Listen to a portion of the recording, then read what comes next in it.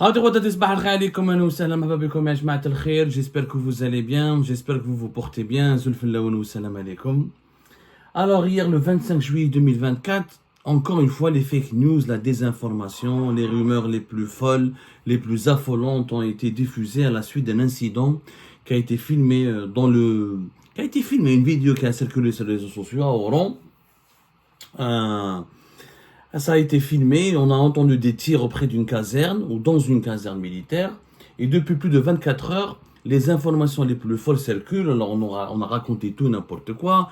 La version la plus affolante et la plus désastreuse prétend que c'était une attaque armée, qu'il y avait quelqu'un qui a tenté, un militaire a tenté de dégorger des collègues à l'intérieur d'une caserne, à l'extérieur. Il y avait des personnes qui portaient des gilets pare-balles et qui voulaient entrer dans la caserne. Et c'est une attaque préméditée contre une caserne militaire, une attaque terroriste. D'autres versions ont affirmé qu'un commandant de la caserne et qu'un autre général-major avait été assassiné, que l'assaillant est un militaire, qu'un ancien retraité de l'armée. Un retraité de l'armée qui rentrait dans la caserne et qui était mécontent. On a raconté tout et n'importe quoi sur ce qui s'est passé hier à Oran. C'était la matinée d'hier, le 25 juillet, dans la caserne de Saint-Hubert à Oran. Alors Saint-Hubert, c'est un quartier que vous connaissez, que les Oranais, Saint-Hubert plus exactement. Saint-Hubert à Oran. Donc je vais vous montrer la vidéo. Bon, Saint-Hubert, Saint-Hubert à Oran, les Oranais le savent très bien. On a gardé les noms coloniaux de cette ville qui était très européenne avant l'indépendance du pays. J'explique ça aux étrangers qui ne connaissent pas l'Algérie parce qu'ils sont à chaque fois étonnés. À chaque fois qu'on parle d'Oran, on parle les anciens noms français des quartiers d'Oran. Rarement on dit Haï Salem, on dit Saint-Hubert. Voilà. Parce que Oran a été la ville la plus européenne avant l'indépendance du pays. Et quand on fait Alger, on parle de Messoni, on parle de Malabel et Chenaïa, Maison Carrée, on parle de Luissou, on parle. Et ben à Oran aussi, on a gardé les anciens noms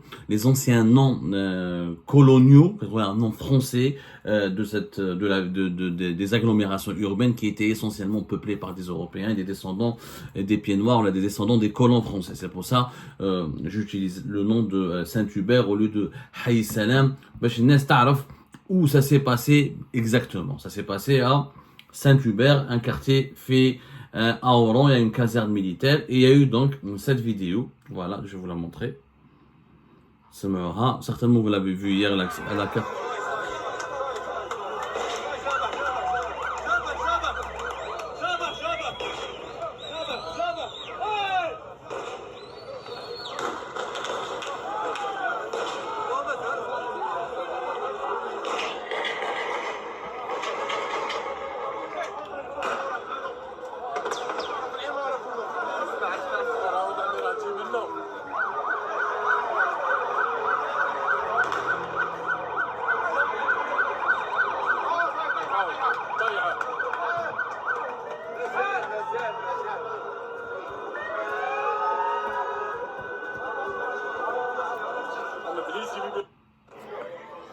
Voilà, la vidéo elle a circulé massivement sur les réseaux sociaux. Hier, il y avait un état de panique, clairement. Il y a eu beaucoup de panique à Oran. On a entendu des tirs dans une caserne, dans un quartier qui est plus ou moins très fréquenté, le quartier de Saint-Hubert, Haï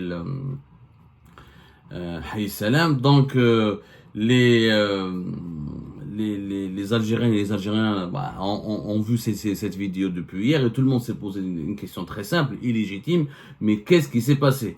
Qu'est-ce qui s'est passé? Les Algériens étaient paniqués. Est-ce que tu dis une attaque terroriste? Est-ce que certains ont même dit que c'était un début d'un coup d'État qui avait avorté, que des militaires voulaient se révolter? Donc on a raconté tout et n'importe quoi. Là, nous avons vérifié, nous avons pris le temps nécessaire de vérifier ce qui s'est passé pour vous apporter la véritable information. Et c'est la vérité, rien que la vérité, parce que maintenant on ne cherche ni le sensationnalisme ni la culture des clics. Ce qui s'est passé hier, c'est qu'il y avait un militaire, un jundi, un soldat, qui était dépressif. Un soldat dépressif qui n'a pas cessé de demander à son chef ou à sa hiérarchie la permission de prendre des vacances et de rentrer chez lui. On n'a pas le nom de ce soldat, et c'est pas important finalement. Ce soldat il a été neutralisé, il est mort. Donc, mais c'est un soldat, un Jundi c'est pas un retraité de l'armée, c'est pas un individu qui est rentré de l'extérieur qui a pénétré, qui est venu de l'extérieur pour pénétrer à l'intérieur de la caserne, c'est pas un gendarme, non, c'est un Jundi, c'est un soldat qui est dépressif, qui avait un état psychologique instable et un état psychologique très faible. Il était dépressif, il était en détresse psychologique. Il voulait absolument avoir une permission. Ses chefs, sa hiérarchie ne lui a pas accordé cette permission. En plus, visiblement, l'un de ses chefs, d'après nos investigations, l'a maltraité, lui a très mal parlé, ou lui a tenu à son encontre des mots très méprisants et rabaissants. Ses collègues, ses camarades qui étaient avec lui dans la caserne se sont moqués de lui, ils ont utilisé les mêmes mots méprisants et rabaissants pour se moquer de leurs collègues, pour le titiller, pour l'énerver, pour le, c'était, يتلابزوا كما نقولوا حنايا كانوا حبوا يهبلوه. Ils étaient en train de le chambrer. Apparemment, le soldat, il avait des problèmes psychologiques et il avait un retard mental. Donc, il faisait l'objet de moqueries, de colibés et de railleries de la part de ses collègues. Et le drame s'est produit, c'est que il s'est énervé, il est entré dans une grosse colère noire, il s'est senti pas bien, il n'a pas contrôlé ses nerfs, il n'a pas contrôlé ses émotions, il a pris une arme, il a tiré sur ses collègues. Il a blessé gravement 2 de ses collègues au sein de la caserne, et au moment où il était en train de tirer sur ses collègues, d'autres soldats qui ont assisté à cette fusillade ont réagi, ont riposté rapidement, ils l'ont neutralisé, il a été abattu sur le champ. Voilà ce qui s'est passé. C'est un drame qui aurait pu se terminer par un bain de sang.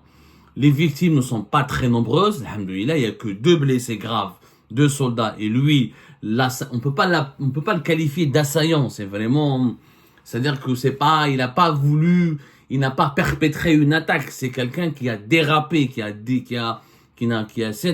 clairement, c'est un psychologiquement instable, on peut dire un fou. C'est un fou, il a pété une crise, il a pété les plombs, voilà, il a pété les plombs.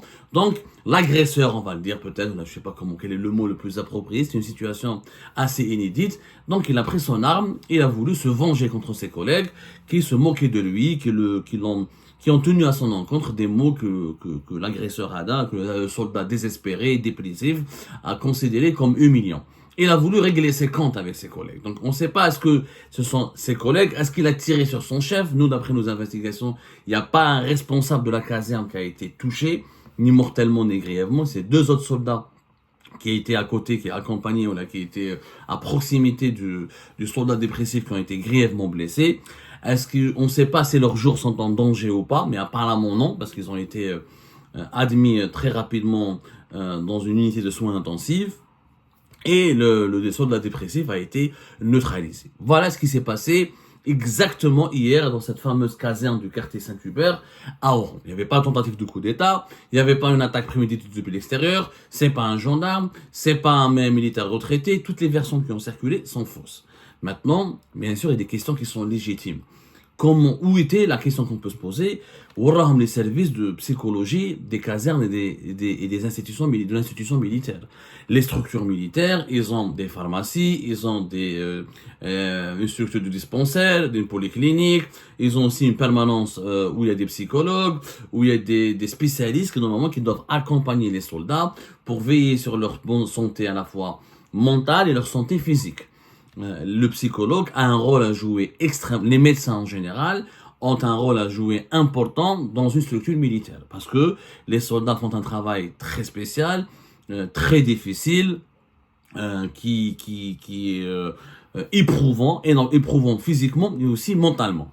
Il était clairement identifié comme un soldat dépressif. Il voulait absolument obtenir une permission et il a mal vécu le nom de sa hiérarchie.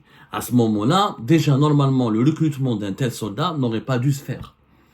Après, oui, on peut déprimer, on peut tomber malade, on peut avoir une maladie psychologique ou mentale a posteriori, c'est-à-dire après son recrutement. Mais normalement, il y a un suivi psychologique des soldats, parce que quand même un soldat, comme tous les membres des corps constitués qui portent des armes, soit les policiers, les gendarmes, les membres des services secrets, là où il y a un port d'armes, normalement, il y a un suivi psychologique permanent et régulier. Parce que, imaginez, il aurait rentré chez lui, il aurait tué des gens. Imaginons, il était à l'extérieur, il a piqué une crise, il a tiré sur des gens. On aurait pu avoir un drame beaucoup plus grave et aux conséquences beaucoup plus lourdes que ce qui s'est passé hier le 25 juillet dans cette caserne à Oran. Là, il y a une défaillance majeure au sein de l'armée. C'est qu'il y a un tabou, c'est qu'il y a le malaise psychologique de plusieurs de nos soldats. Les soldats algériens vivent un certain malaise.